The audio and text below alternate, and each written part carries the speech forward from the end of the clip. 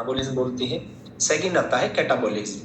Catabolism का मतलब जब भी आप कुछ भी नहीं खा रहे, मान लो आपने पूरे दिन कुछ भी नहीं खाया, उसके बावजूद भी आपकी बॉडी को काम करने के लिए ना एनर्जी चाहिए होती है, कैलोरी चाहिए होती है।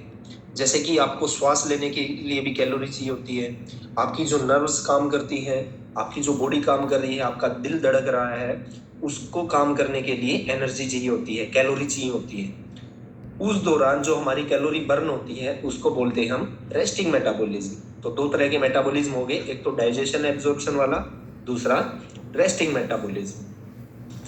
तो देखो आप में से कुछ लोग ऐसे हैं जो बोलते हैं कि सर मैं तो बहुत ज्यादा हाई कैलोरी फूड खाता हूँ, उसके बावजूद भी मेरा वजन नहीं बढ़ता, दुबला पतला हूं मैं। बहुत सारे गेस्ट हमारे पास वेट गेन वाले भी हैं, है ना।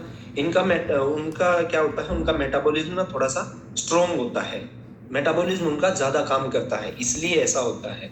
और कुछ गेस्ट ऐसे हैं वो बोलते हैं कि सर मैं तो बिल्कुल भी नहीं खाता पीता, मैं तो पानी पानी भी पीता हूँ, वो भी मेरी बॉडी में ज्यादा लगता है। इसका मतलब क्या है, उनका मेटाबॉलिज्म स्लो होता है। मतलब जो भी वो कुछ खाते पीते हैं ना, जैसे कि रोटी खाई, वो डाइजेशन नहीं हुई, एब्जॉर्प्शन अच्छे से नहीं हुआ, उनकी बॉडी में जमा होता चला जाता है। तो इसलिए कारण है उनका वजन बढ़ता चला जाता है, उनकी बॉडी में जो खाना पीना है वो जमा होता चला जाता है, उनका मेटाबॉलिज्म क्योंकि स्लो होता है। अगर आप एक अच्छा मेटाबॉलिज्म रखते हैं ना, तो आपका लाइफस्टाइल भी अच्छा होता चला जाता है, आपका रिजल्ट भी अच्छा आने लग जाता है।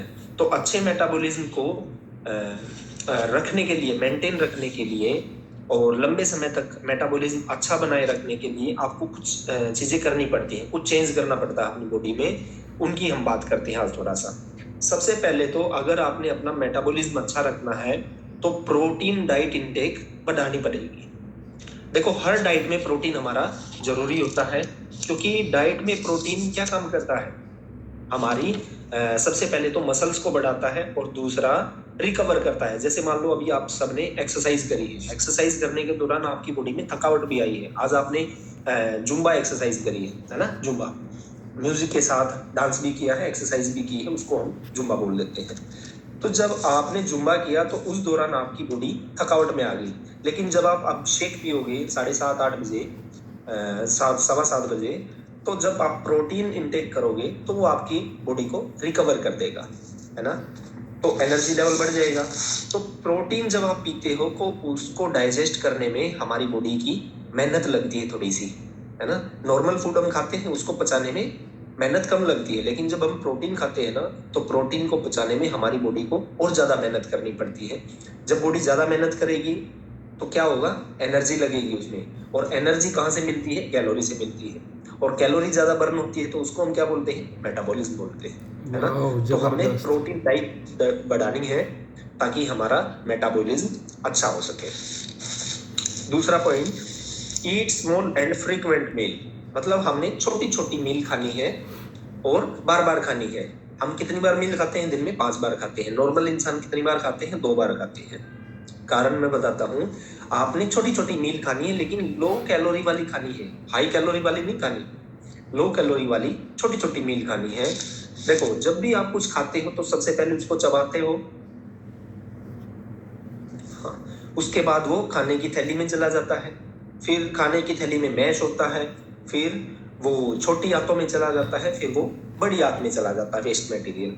ठीक है, तो जब भी आप कुछ खाते इसको, इस प्रोसेस में क्या लगता है, कैलोरी लगती है ना। ये इतना सारा प्रोसेस होता है, जब हम खाते हैं खाने की नली में जाता है, पेट में जाता है, छोटी आंत में जाता है, बड़ी आंत में जाता है, तो उसको करने के लिए बॉडी की एनर्जी लगती है। जब हम बार बार खाते हैं ना, दिन में 5 बार खाते हैं, तो ये 5 बार साइकिल होती है दिन में, तो एनर्जी ज्यादा लगी ना 5 बार खाने में। लेकिन जब हम 2 बार पेट भर के खा लेते हैं तो उसमें तो एनर्जी कम लगी। तो हमने क्या करना है, अपने मेटाबॉलिज्म को सुधारने के लिए छोटी छोटी मील खानी है लेकिन ज्यादा बार खानी है, 2 ही बार में बहुत ज्यादा नहीं खाना है, इससे हमारा मेटाबॉलिज्म बिगड़ता है।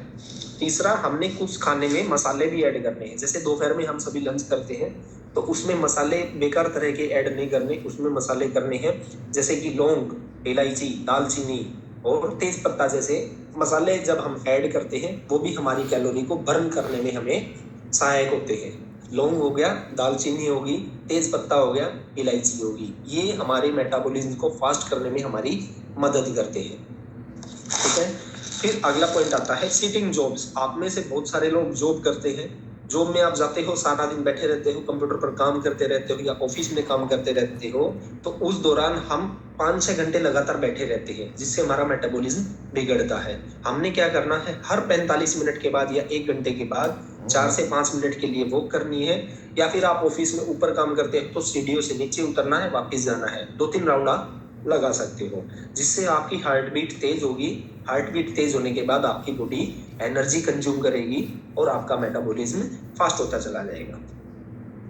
अगला पॉइंट है कि आप कैसा पानी पीते हैं। अगर आप गर्म पानी पी रहे हो तो आपकी ज्यादा कैलोरी बर्न होती है ना। गर्मियों में हमारी कैलोरी बर्न होती है ना, तो जब आप गर्म पानी पीते हो तो आपकी कैलोरी भी ज्यादा बर्न होगी। तो आपने ध्यान रखना है कि आपने अपने मेटाबॉलिज्म को अच्छा रखने के लिए गर्म पानी पीना है, ना कि ठंडा पानी पीना है।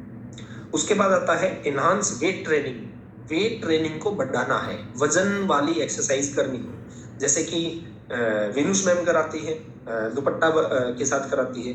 हम अपनी खुद की बॉडी के साथ भी स्ट्रेंथ का वर्कआउट कर सकते हैं। जब आप स्ट्रेंथ का वर्कआउट करते हो ना, स्ट्रेंथ मतलब जिससे हमारी मसल्स बढ़ती हैं, ऐसा वर्कआउट। तो जब आप स्ट्रेंथ का वर्कआउट करते हैं तो आपकी मसल्स छोटी थी फिर वो बड़ी होती है। छोटी मसल्स को काम करने के लिए कम कैलोरी चाहिए होती है, बड़ी मसल्स को काम करने के लिए ज्यादा कैलोरी चाहिए होगी। तो जब हम वेट ट्रेनिंग करते हैं तो हमारी मसल्स बड़ी हो जाती है, और जब मसल्स बड़ी होंगी तो उनको काम करने के लिए ज्यादा कैलोरी चाहिए होगी, और जब जो ज्यादा कैलोरी चाहिए होंगी मसल्स को, तो वो हमारा क्या करेगी, मेटाबॉलिज्म फास्ट कर देगी, है ना, हमारी ज्यादा कैलोरी बर्न होगी। उसके बाद डेली जो एक्टिविटी करते हो उसको चेंज करना है ना। हमारा शरीर ना बड़ा चतुर है। जब हम डेली सेम एक्सरसाइज करते हैं तो हमारी कैलोरी कम बर्न होती है, लेकिन जब हम अपनी एक्टिविटी को, अपनी एक्सरसाइज को, अपने वर्कआउट को चेंज करते हैं तो हमारी बॉडी ज्यादा कैलोरी बर्न करती है। तो हमने जो डेली बेस्ड एक्टिविटी, सुबह शाम हम वर्कआउट